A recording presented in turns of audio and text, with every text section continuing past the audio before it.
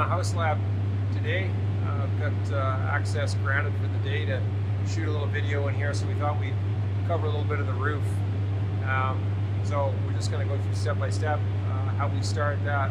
We're not doing the whole roof today, and we'll explain step by step how to install asphalt shingles, and most importantly to start off with how we prepare for it, take into consideration things like eaves protection and explain that principle. So if we look at the house and its thermal properties, from about this point on, from the eave out, in line with that exterior wall, we could refer to this part of the roof as cold roof, and we could refer to this part of the roof the rest of the way up as warm roof. Even though the ceiling is insulated, we've got attic space, the roof will be warmer just from natural heat loss from the house, as opposed to this cold part. So you can see this granular rolled out fabric. You look at the area that it's in. If our exterior wall, where my fingers are, is approximately 6 inches deep, we want to protect that area, and protecting, we call it eaves protection. Okay, it is a building code, and what we want to do is prevent the term ice damming. So we don't want to freeze and thaw cycles from daily highs and colder temperatures overnight. If we've got excessive snow on the roof, it can melt during the day, and then it's almost flash frozen, if you will, as the sun goes down. It can create these ridges of ice, and as it builds and water accumulates in the daily highs from thawing, it can actually drive up underneath the roof shingles and cause a leak. So we need to protect this area, and we've got one 3 foot wide layer here, but it's not quite enough. We want to be in the inside portion of the wall, 6 inches back. It's good to have at least a foot back. There is a code. It strikes me at the moment. We'll look that up and make sure that we get that identified. But we're going to put another 3 foot piece here with a generous overlap that'll get us way inside on the warm portion of the roof.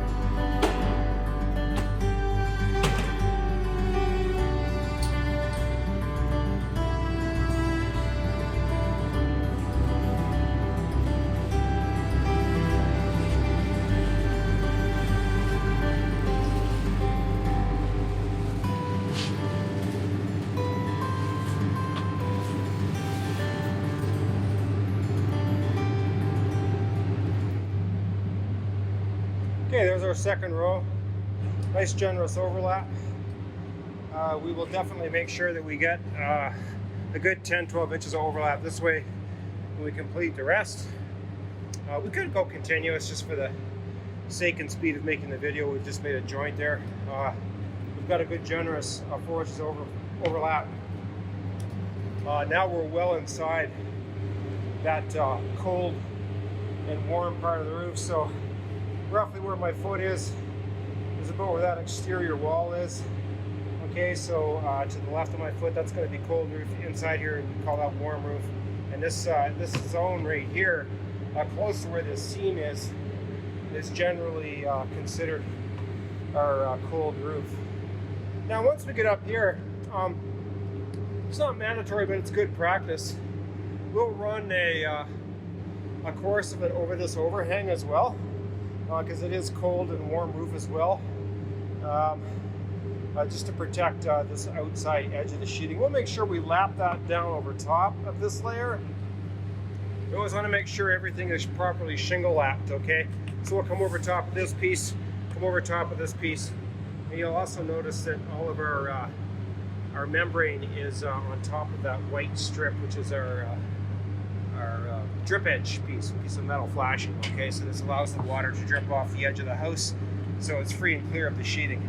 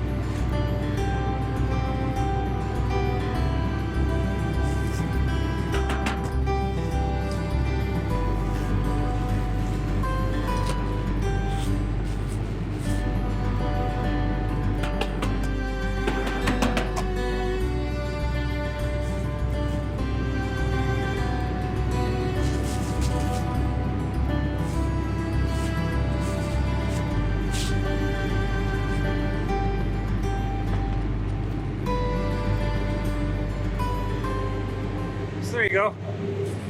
Got a nice generous overlap. Shingle lap this way. Anything that's underneath our shingles, we're protected. We're up on top of that. And right up on over. We actually got over the ridge there a little bit as well. So the next piece on the other side of the roof, we'll down over the other side. We'll do a nice generous overlap there. And yeah, so the peel and stick, it's like a big band-aid. Okay, so that's just the backing off our band-aid there. It doesn't stick super strong right now, but with a little bit of weight and a little bit of temperature, especially once it's exposed to sunlight, it will bake and stick on there quite well. Okay, we're ready to start applying asphalt. Shingles in this corner.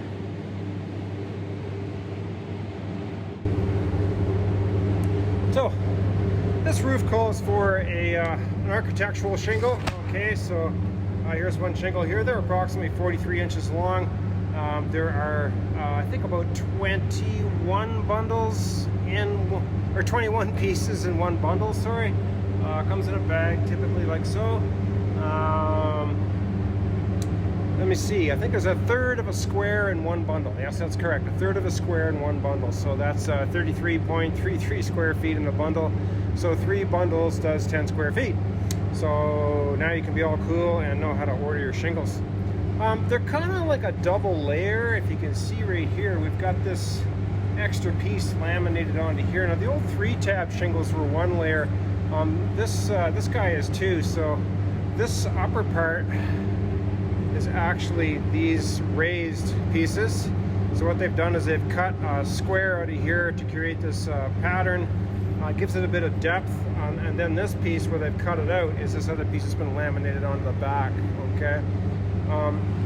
This Tari system is designed to stick to the next shingle, and there's a Tari piece under here too. This plastic is actually to protect it from sticking together, so you can normally see that. There's a good picture of one just laying there upside down that we put on the roof before we move on. Okay, so the first thing we got to do is get our pattern ready, and we can start applying the shingles. We get the pattern. Never a bad idea to look at the bag, especially for warranty. Their installation instructions are here, so they're telling us about the eaves protection that we've just done there. The rest of the roof can get another substrate. In our cases, we use 15-pound felt or black paper, or building paper as it's commonly called. Shows us any flashing details we'd have in a hip or a valley, and that type of thing. Somewhere here, oh, right where we ripped the bag really well, it'll give us our pattern information, and that's super important. They'll even talk about the number of nails and the depth of the nails and those types of things. A high wind situation here, and regular nailing here. We'll use the high wind nailing pattern, and there's also another thing called dabbing, where they'll actually add tar to the shingles to hold them down. In any case, you want to follow these directions for two reasons. One is for warranty, for sure, and the other one is just to make sure that you do a good job and your roof doesn't leak. So, yeah, so there you go. We're going to lay out the pattern and go from there. Okay, well, for this point, it's becoming more and more evident that I'm going to have to purchase a remote microphone. With the ambient noise we had in the shop that day, and the camera being a little ways away, and my voice not facing the camera, it's hard to make out what I'm saying. So I'll do my best to paraphrase. So we start with a full shingle, and we cut 10 inches off the next shingle. So usually I like to flip them upside down. That way we get the factory edge towards the outside. You can use a regular utility knife like I'm using there. There are special hook knives, or roofing knives they call them. We do have some. I just grabbed this today. Personal preference, I guess. The warmer the shingle is, the easier they are to cut. Sometimes on a hot day outside, they get really difficult. I'm tossing that up there. It's just nice to save those pieces because you can use them. We're going to line up the bottom of the shingle with the top of that, like dental pattern almost, if you will. It's easy to see. So that's full shingle, and then minus 10 inches. And we'll grab another shingle, just trying to orient it so that I get the cut edge to the left.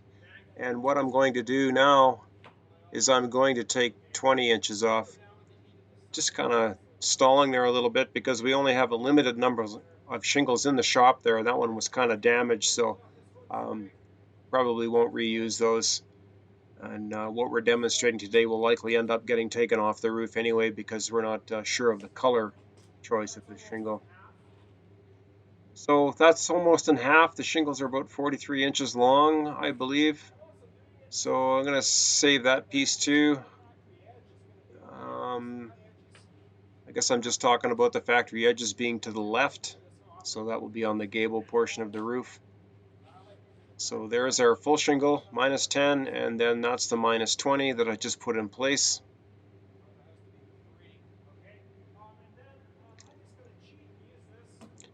I was going to cheat quickly and use that piece, but it's a bit damaged. So I'm going to cut, just making some room there. I'm going to cut a full 30 inches off is our next prescribed cut. So we're left with a approximately 10-inch piece. And we'll save that big piece to use. Actually, you can use it on the opposite corner of the roof on in this particular case on this roof. So just the safety tip too, you always cut away from your hand when you're using these knives. They're sharp, obviously. They dull quite quickly. So here comes our pattern. So full shingle, minus 10 shingle, move on to a minus 20, and then the minus 30 goes on there. So that's the pattern. So they all get full shingles after that. We'll demonstrate that in a few minutes when we apply them. And it has to go in the order that I'm demonstrating. You can't skip a row and get ahead of yourself. You can't get the shingle underneath. And then after that minus 30 shingle, we'll put a full shingle on again, and we'll start the process over again.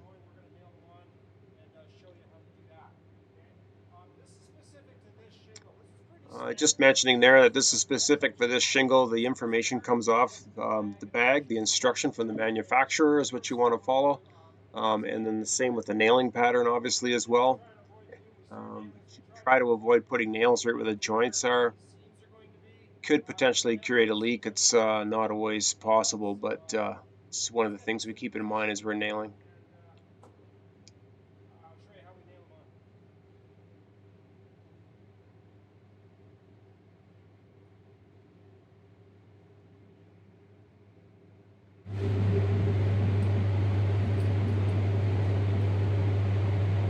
Started here, we have to probably get ourselves out on the edge here.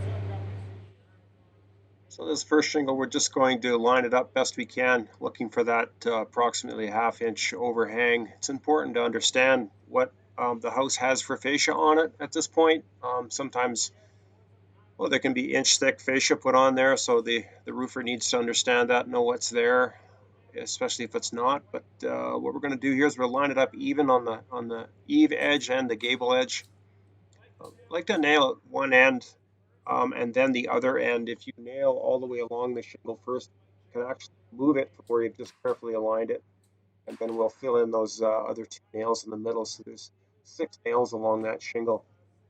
That's the high wind nailing pattern as prescribed by the manufacturer, and they're going right in a tar line.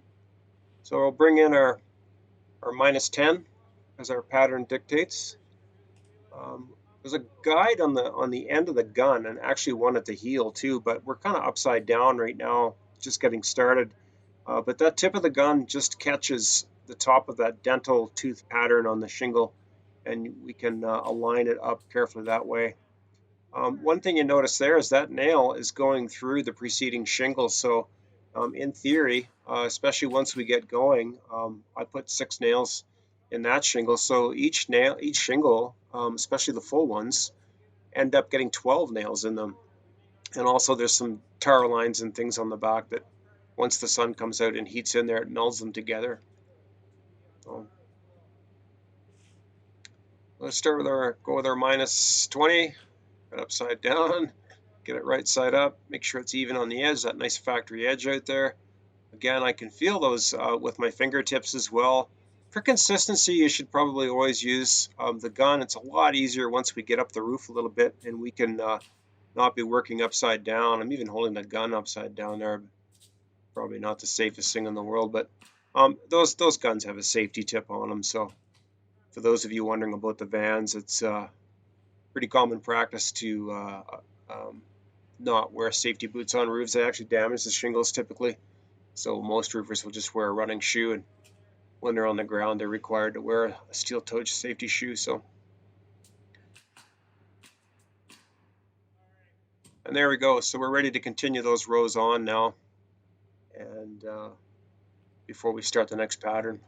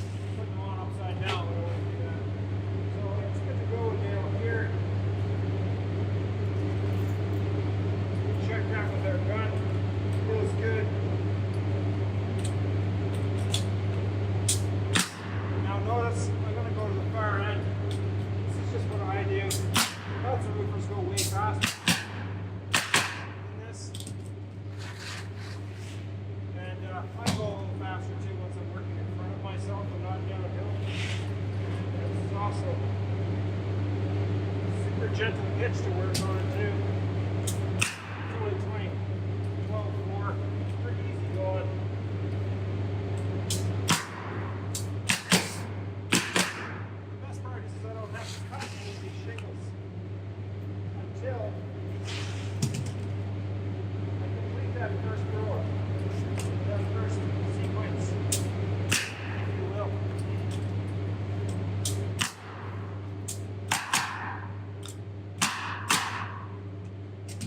now I've got up my minus 30, so just a sort of a 10-inch piece here.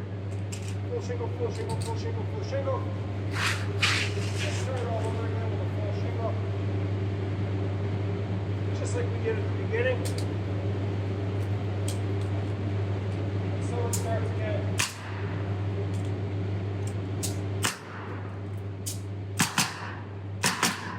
Alright, so now we're going further. I could continue shingles on the first one, the second one, the third, the fourth, and the fifth course. 1, 2, 3, 4, fifth course, but I can't start the sixth course until I cut on the shingle and start with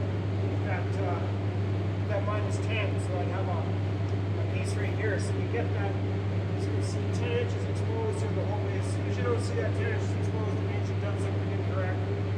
You need to fix it. Okay. This choice is to be made. I can keep.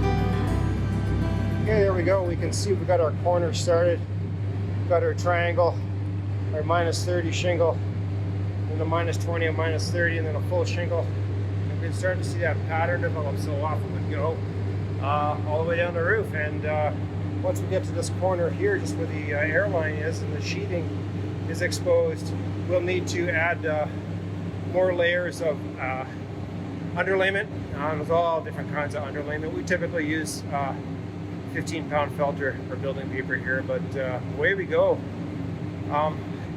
Take a look at this plumbing flashing. It's the only thing we have to go around. Mind you, the roof vents are not cut out yet. Generally, we don't know the aspect of these houses sometimes, so we'll put probably 3 on one side and 3 on the other, just in case they get filled with snow. So this is called a plumbing flashing. It's just a hole been cut through the roof of that plumbing stack with a hole saw, a nice neat hole. It's good to see some guys just hack it out with a reciprocating saw or a sawzall. We'll flash that into the roof. In other words, this ends up, the shingles will go underneath it to a point. I usually shoot for about halfway, and then our shingles come down over top of this, so any water runs. And this is just a friction fit, tight seal here. And our plumbing gases can escape out through this guy. When you look at these in the winter, when it's not too cold and there's snow on the roof, you'll see this is often melted around there because the plumbing gas has some heat, of course, right? So heat from the house and heat from the plumbing gas. So that's called a flashing, again, a roof flashing. Just a big rubber seal. I think that just about winds up what we want to cover today. There's a long way to go, so that's a start.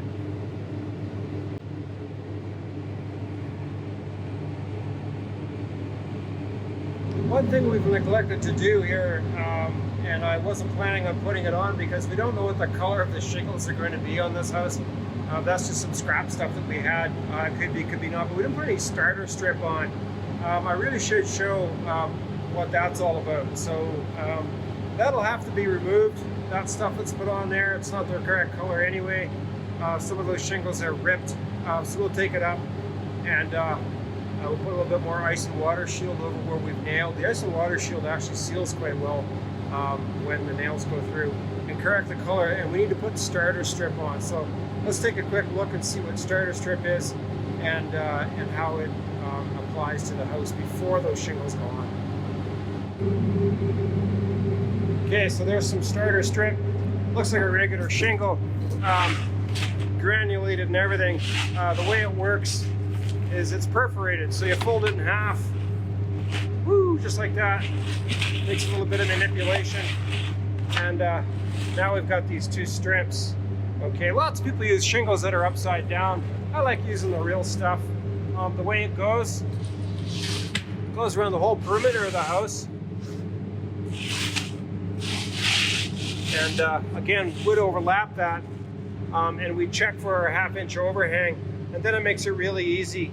I was thinking about mentioning that when we were putting the shingles on, and this goes around the entire perimeter, so around the corner, and the whole works. Okay, and we have. I'm just doing it with one hand here because I haven't got a camera person. But again, ow! Sorry, banged my head on the roof there. So that's sort of part and parcel what we need to do around the whole roof, and then our shingles will just lay on here, okay? And they'll also, so that'll continue all the way down there around that corner, and then out that way around the whole perimeter, okay? So a little bit more in regards to the drip edge. You can see we've even lapped that, this being the downhill side. If you look closely here, you can see we've got this piece on top of that piece, so if any moisture is running down this way, the assumption is it won't get captured. And even on the corner here as well, you can see how the piece coming downhill, down grade I should say, is on top of this piece that's going along the horizontal or flat part of not the flat part, but the outside of the roof. So we're up on the gable. Well, I'll take an overall shot of this roof.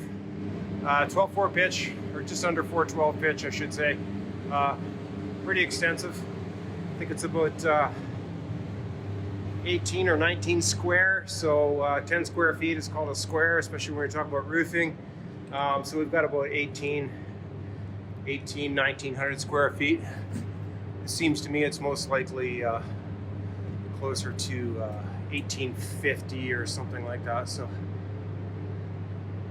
yeah, so there we go. And that's the corner we're working on down there. So on a side note, not a lot of room to move this house out of here. You can see there's the top of the door is that dark line, and actually the house needs to be raised a little bit yet. So it's a tight squeeze, but we've done it lots of times. No fear, it does go up.